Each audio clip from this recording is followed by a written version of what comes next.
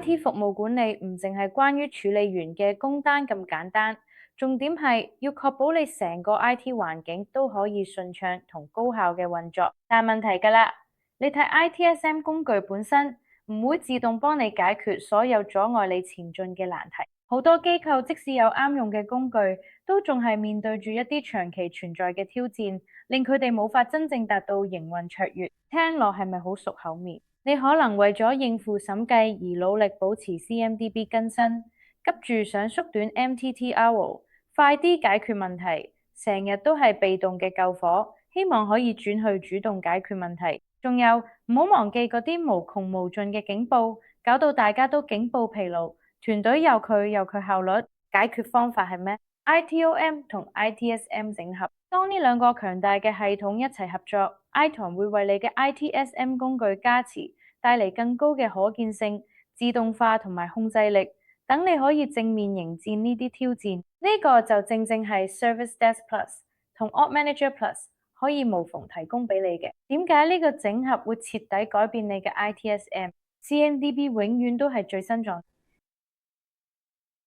同遺留資產同手動更新講再見啦。有嘅定時資產發現同自動 CMDB 同步，你嘅資產記錄會保持準確，隨時準備好審計，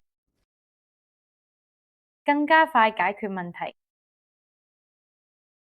用互動地圖即時攞晒成個 IT 基建，幫你更快揾出問題，大大縮短平均修復時間 MTTR。具備主動性嘅事故管理，有 AI 驅動嘅前夕，喺未爆煲之前，就已經可以精準咁偵測到可能出現嘅潛在故障。一旦超過 AG 值，系統會自動開單，等你可以快啲解決問題。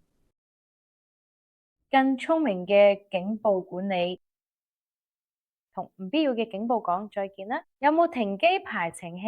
計劃性停機期間嘅警報會自動壓制。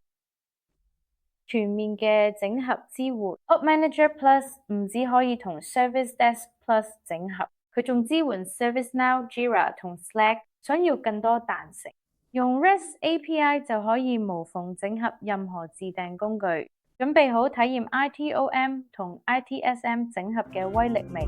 即刻免費試用 Ops Manager Plus 啦！記得喺下面描述入邊嘅連結。多謝晒。